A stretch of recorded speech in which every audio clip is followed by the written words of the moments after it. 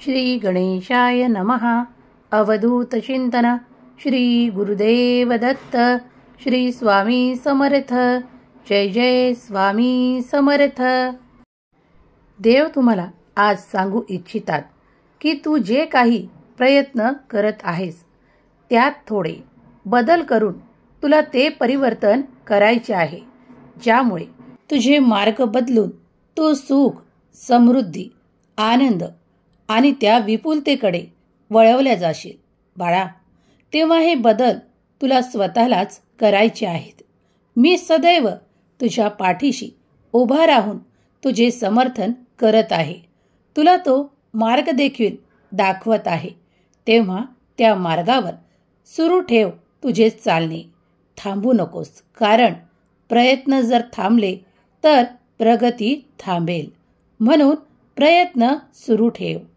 जे काही आड येत आहे त्यांना असे मान की ते तुला काही धडा शिकवत आहेत.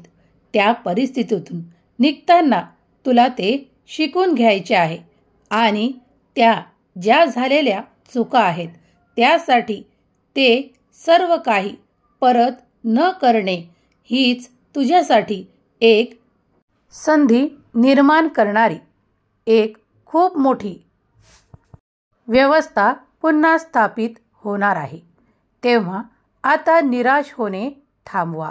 स्वतःसाठी आणि आपल्या प्रत्येक नात्यासाठी ते नकारात्मक विचार करणे थांबवा, कारण तुम्ही आता माझ्या आशीर्वादाने परिपूर्ण होत आहात.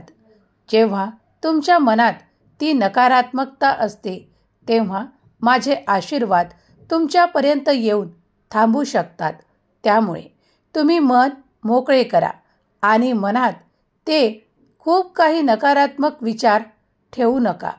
जर तुम्ही सकारात्मक विचार केलेत तर तुम्ही माझा आलेला आशीर्वाद सहज प्राप्त करू शकाल आणि त्यावर तुम्हाला जे काही प्राप्त होणार आहे, जे काही कार्य दिले जात आहे ते योग्य पद्धतीने पुढे सुरू राहील.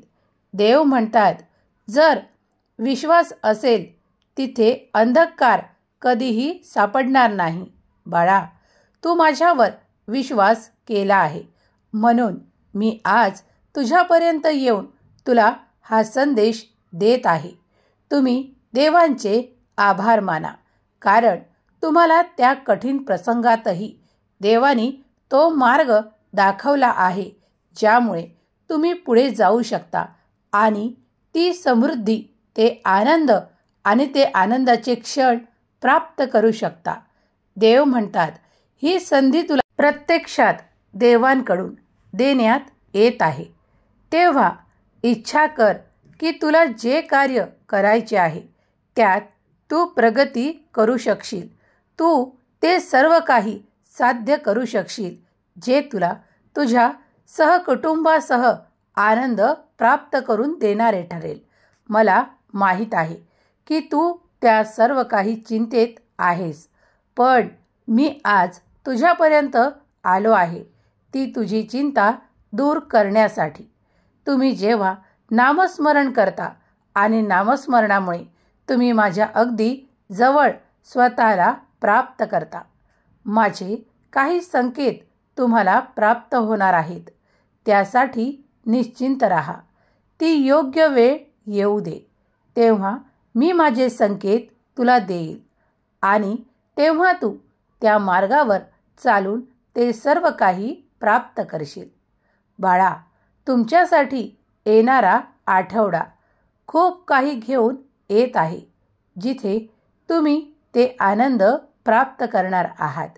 तुम्ही सहकुटुंब कुठेतरी जाण्याचा विचार करत आहात, तिथेही तुम्हाला ती संधी मिळणार आहे. देव म्हणतात, तू जो विचार करतोस त्या विचारांच्याही पलीकडे तुझ्यासाठी खूप काही ठेवलेले आधीच मी नियोजित केलेले असते. देव म्हणतात, माझी योजना आज जरी तुला असं वाटत असेल की असं काही घडत नाही, पण काही काळ जाऊ दे, तुला ते सर्व काही प्राप्त होईल. देवांच्या योजना तुमच्या सामान्य मनस्थितीच्याही पलीकडे असतात. देवांचे प्रत्यक्ष तुमच्यासाठी आशीर्वाद आणि चमत्कार होणार आहेत. तेव्हा निश्चिंत राहा आणि देवांवर संपूर्ण विश्वास ठेवा. देव तुमच्यासाठी अगदी अशक्यही शक्य करणार आहेत.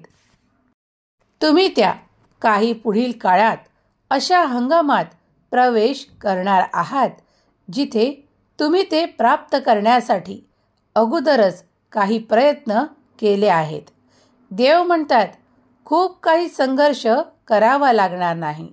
तेव्हा मनाला निश्चिंतता असू दे. मी तुला प्रत्येक क्षणाला सहाय्यक आहे आणि प्रत्येक वेळेस संघर्ष करावाच लागेल असं काही नाही.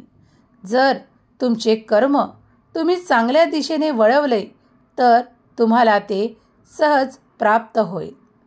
होय बाळा, कारण देव तुमचे पाहतात ते कर्म, तुमच्या केलेल्या चांगल्या गोष्टी.